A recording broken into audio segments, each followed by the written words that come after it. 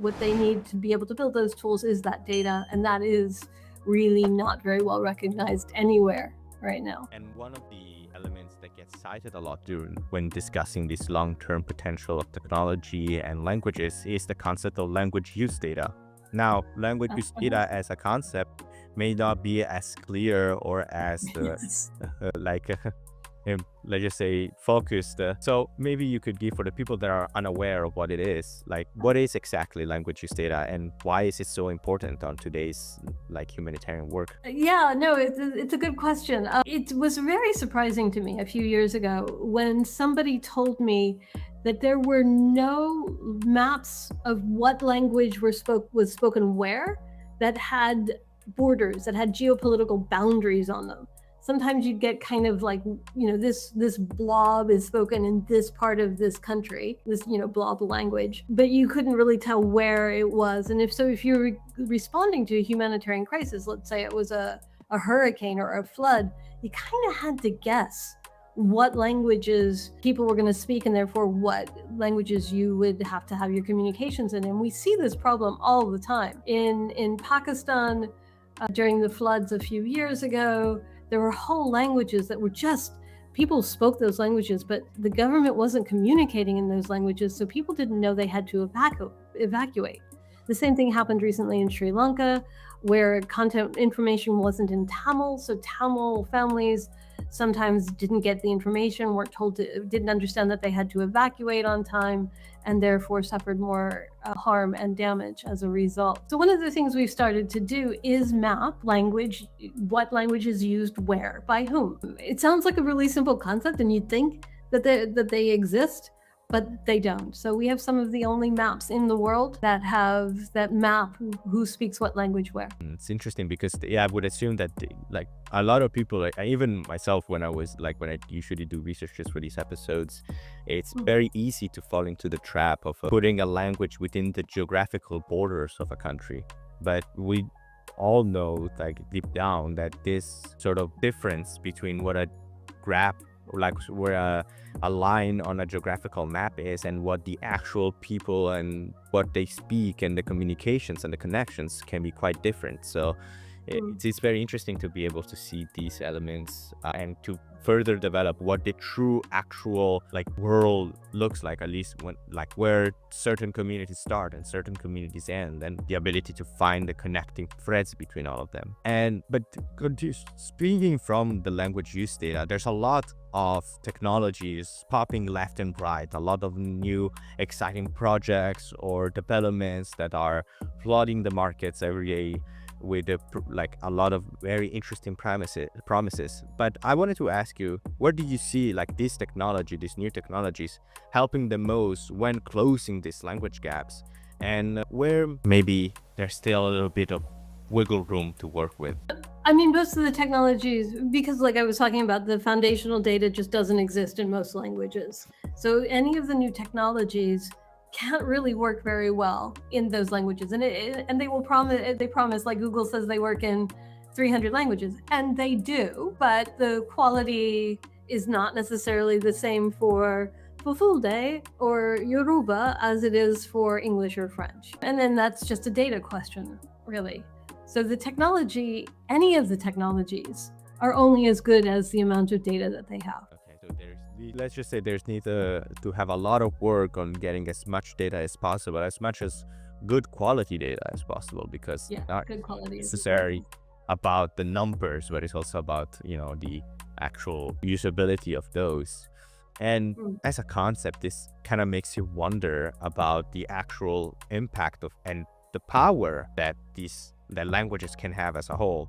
So going to a little bit more of like, I guess, broader section of the show, maybe in your opinion, in what ways does language as a concept as a whole shape who gets heard and who gets left out in global, even in something as big as global decision making? Well, globally, like half the world's population doesn't speak a language that is meaningfully online. So if we're doing consultations about climate change adaptation, we are not hearing anybody who doesn't speak one of those 25 languages. There's no way for people to input into those debates, for them to have their voices heard, for people to even understand if they can, because there aren't interpreters, there aren't translators, and there's not technology to be able to meaningfully engage with 3.7 billion people right now. We're all suffering as a result of not being able to hear those voices. Often,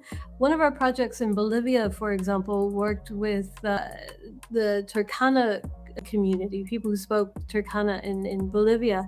And they had a lot of local indigenous knowledge about disaster preparedness and prevention, and what are some of the early warning signs of flood or something happening in their part of Bolivia. Communications from the Central Disaster Management Authority, warnings and things, would come in Spanish, but they weren't very specific and they weren't easily understood by the people in the Turkana community. At the same time, these communities have been living in this part of Bolivia for hundreds and thousands of years, and so they've learned some of the early warning signs of impending floods, and they haven't been able to communicate that back to central authorities to say, hey, a flood's coming, get prepared. So some of the work we've done is to try to make that connection and make sure that that information can go back and forth.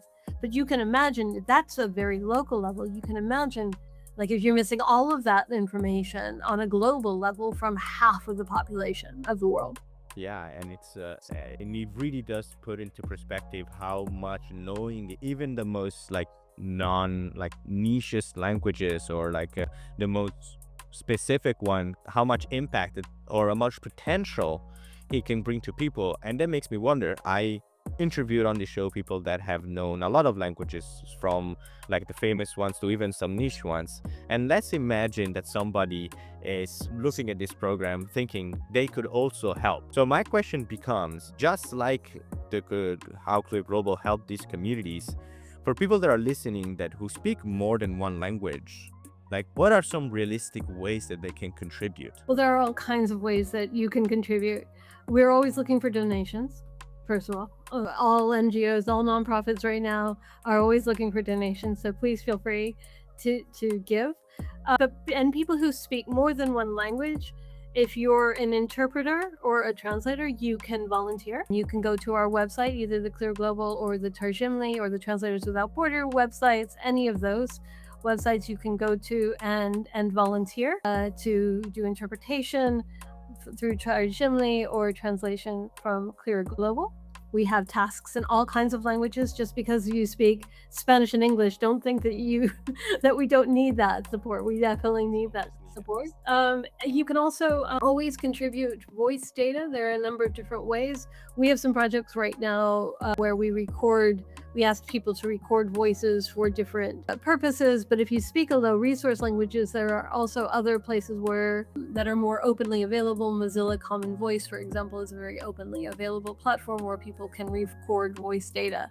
And it is openly available to anybody, and anybody can use it to develop voice tools and technology. There's definitely a lot of different projects that you guys are handling, but I also wanted to maybe ask, for some people that not necessarily maybe have access to these projects or just want to contribute even more on their day-to-day life, are there like other external, even simpler methods of contributing to the cause, even without the clear enter a certain program? Well, I mean, I think another thing I should point out is that a lot of people work at companies.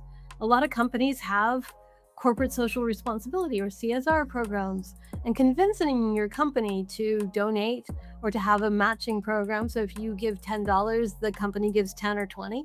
Some companies double, which is great. And that's also a great thing to do. And promoting that within your company we're always happy to do little talks and things like that. But just promoting language awareness and supporting people who speak other languages is always a help. The advocacy on every level, making sure that people are aware that other people speak other languages and that information has to be available in those languages so that people can get information and be heard and get their rights, have access to their rights. Yeah, and that's a very important thing that I would like to then maybe a little bit later to explore, the importance of speaking your rights. But with all of these different projects that is happening, they are like going at a breakneck speed. A lot of new people are joining in. They're giving their as much resources as they can, as much help. But it makes some, maybe someone would wonder, why does raising awareness about language justice and exercising your language rights feel particularly urgent right now? Well, I think it feels particularly urgent because the technology is moving so fast right now. And we used to talk about a digital divide, but increasingly people are getting access to the internet, to phones.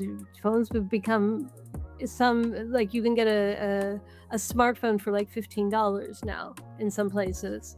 But what's happening is that you still can't get information. So we're talking about a language divide now. And that's why it's more and more important. It's not so much the digital divide anymore, although that's still an issue. It's the digital language divide that's really important that people just don't recognize, really. So like the tools are there, it's just that it needs somebody to kind of use them to their fullest extent. Or to make them useful in other languages, yeah. Be useful, yeah. And it's, I would like to then, as a way to kind of like as we approach the last set of questions for this episode, again, thank you so much for all your time. I wanted to more talk about a little bit of what the future holds for language access and exercising your language rights. So let's say language access right now is getting more and more, it's being taken more and more seriously. Sorry, yeah, but in that case, if it was taken even more seriously, let's say to a very important degree, what would you think would begin to change? Well, first of all, I think we'd have a much richer conversations and cultures and much better information about what works in the world and what doesn't work in the world.